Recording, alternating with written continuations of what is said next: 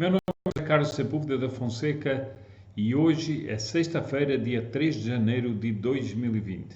Bem-vindos aqui ao canal e antes de começar este vídeo eu gostaria de pedir que aqueles que não são inscritos ainda se inscrevam no canal, ativem o sininho para assim poderem receber os avisos e das publicações dos novos vídeos.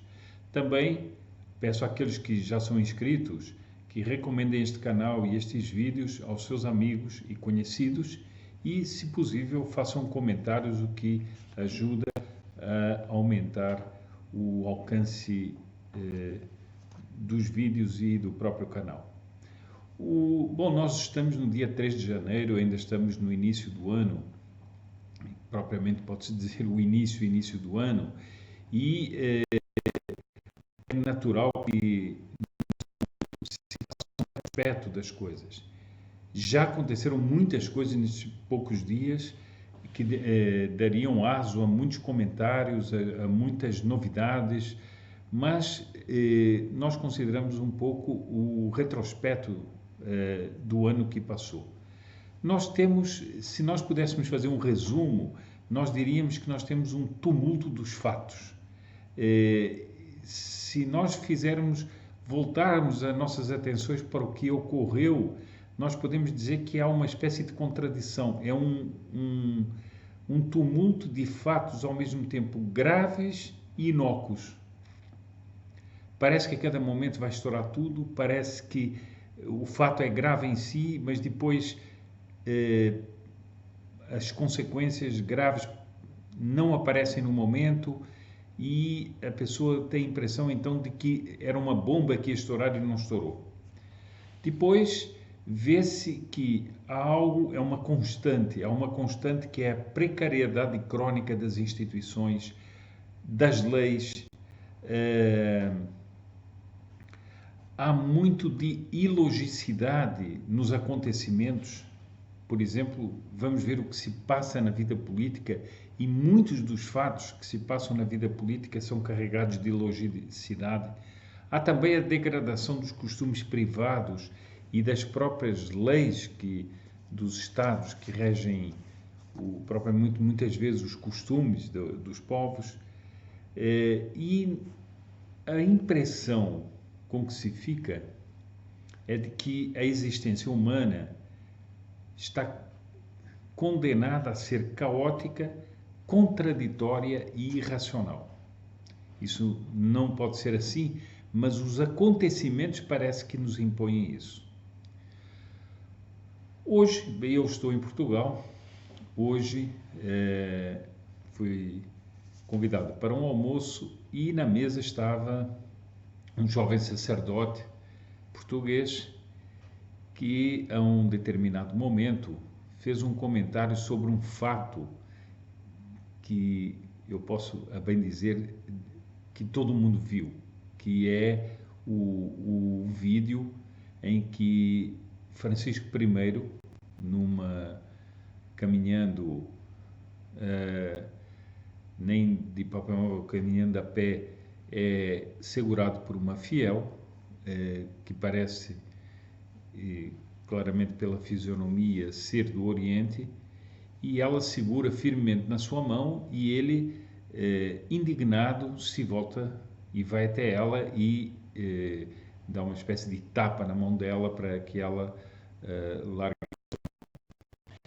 Isso foi um fato que gerou muitos comentários, gerou muitas análises ou muitas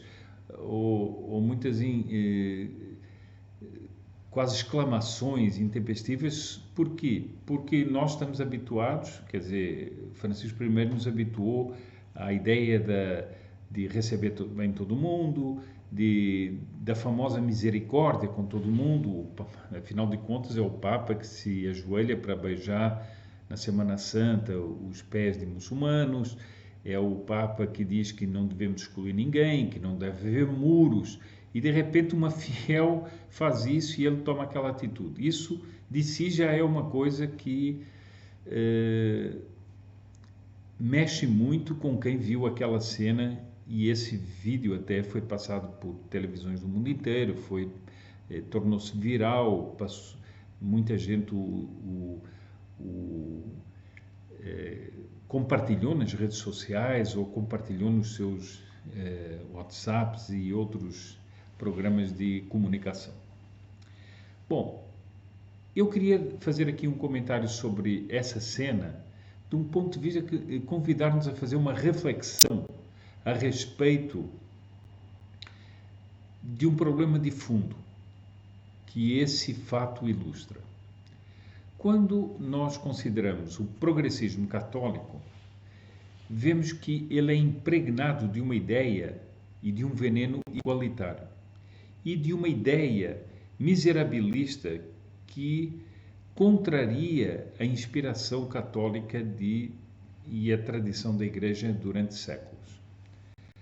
A Igreja sempre teve uma visão hierárquica das coisas e sempre apresentou aos fiéis essa visão hierárquica.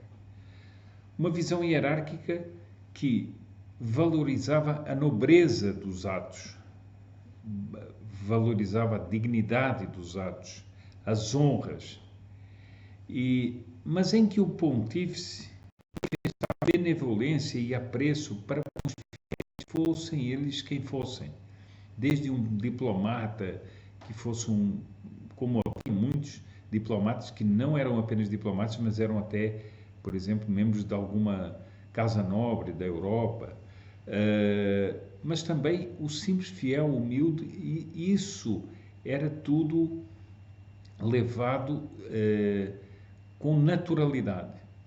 A Igreja tinha essa maneira ampla de ser, essa maneira benévola de ser. De repente, nós vimos muitas coisas acabarem. As manifestações, eu não sei se poderia dizer isso, mas uma espécie de democratização das atitudes de muitos prelados. E isso foi muito incentivado pelo progressismo ao longo. Ora, a Igreja, ela contém, quando considerada de uma maneira reta, a Igreja manifesta em si aquilo que nós poderíamos chamar extremos harmônicos. Ao mesmo tempo, uma gravidade recolhida de um humilde monge. Imaginemos um humilde monge na sua cela, com o seu hábito austero. E imaginemos, no outro extremo, um Papa no esplendor de uma cerimónia, que nós diríamos que é cercada de glória e de esplendor irradiante. São duas pontas da existência da Igreja. É o caso de se perguntar o seguinte: mas não há contradição nisso? Não há uma contradição da Igreja amar ao mesmo tempo a riqueza e a pobreza?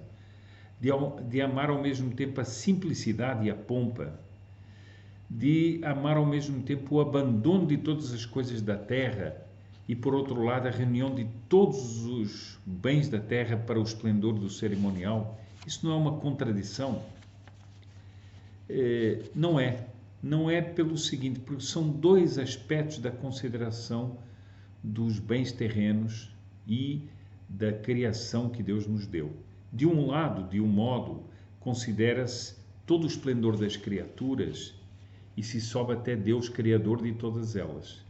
E por outro lado, se vai até Ele considerando aquilo que as criaturas não são, que elas não são nem absolutas nem eternas, como é o próprio Deus. Bom, uma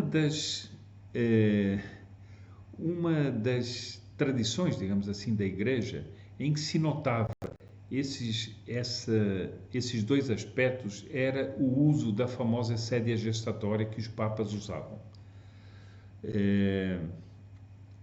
Os papas usavam a sédia gestatória, que tinha a manifestação da realeza do papado. Dava aos fiéis essa ideia do soberano pontífice e ao mesmo tempo do esplendor daquele que é, como se dizia na linguagem tradicional, o doce Cristo na Terra. Ou seja, o Papa é o doce Cristo na Terra. E por outro lado, a sede gestatória tinha um efeito prático que era fazer com que todos os fiéis vissem o Papa e ele manifestasse a sua benevolência para com muita gente que o ia ver. Ora, andando a pé, é uma coisa muito fácil de compreender, são poucos os que veem e não se tem ideia do homem que está ali na representação de Nosso Senhor Jesus Cristo. Parece muitas vezes, e nós ficamos confinados a isso, a quase uma manifestação de um político que passa, dá a mão a um, dá ao outro, e gera problemas como esses que nós vimos no vídeo de Francisco I. Ora, o sacerdote com quem eu estava hoje, durante o almoço, ele tinha lido e mais do que isso, tinha traduzido um pequeno artigo de um Giuliano Guzzo, um italiano, que faz umas considerações muito interessantes a respeito da sédia gestatória. Ou seja, o que é que nós podemos dizer diante do fato que aconteceu com Francisco I? O que é que nós podemos dizer dessa tradição que foi abolida? Diz ele rapidamente no artigo: na sequência do episódio em que o Papa Francisco se irritou por ter sido puxado por uma fiel, finalmente pareceu a muitos, antes tarde do que nunca, que falta qualquer coisa. Para alguns, a paciência foi perdida, para outros, a educação, para outros ainda, a devoção. Como acredito que todas essas coisas foram perdidas, eu proporia, para grandes males, grandes remédios, a redescoberta da sédia gestatória, por muitas razões. Em primeiro lugar, porque o Santo Padre é de fato e de direito um monarca, e um trono móvel fica-lhe bem. Em segundo, porque o abandono dessa cadeira à Igreja não trouxe nenhum benefício. Igrejas e seminários estão desertos. Além disso, elimina as diferenças entre fiéis próximos e distantes. Todos devem poder ver o Papa para que ele abençoe a todos. E agora ele vai fazer uma certa ironia, e é até respeitadora do meio ambiente, estorva e polui menos do que qualquer Papa móvel. Já que se fala tanto, né? E que Francisco I gosta tanto de falar do planeta. Bem, a sede gestatória nem sequer pode ser acusada de ser usada por papas maus e pré-conciliares. O último a aparecer nela foi o próprio João Paulo I. E de qualquer maneira, nem sempre deve ser espanada, mas apenas em algumas ocasiões. Quantas? Aquelas que servem para lembrar a todos que o Papa não é um amigão, a Igreja não é uma ONG e o cristianismo é sim algo à medida do homem, mas não em demasia. Requer sempre, a cada um de nós, um olhar para cima. Meus amigos, este era o pequeno artigo que eu queria ler hoje e fazer esta consideração. Ver que, no fundo de um fato como esse, que pode ter muitos comentários, pode ter comentários rápidos, pode ter comentários mais aprofundados, mas há um problema que tem profundidade e que é a alteração contínua de todas as tradições da Igreja. Aonde nos leva? É uma alteração sempre em nome de uma proximidade que, na final de contas, não é tão próxima. E aqui está, portanto, esta minha consideração no início do ano para que possamos refletir sobre esse fato que tanta gente viu. Até uma próxima vez e uma vez mais peço que se inscrevam aqui no canal, ativem o sininho e recomendem esse vídeo a seus amigos e conhecidos.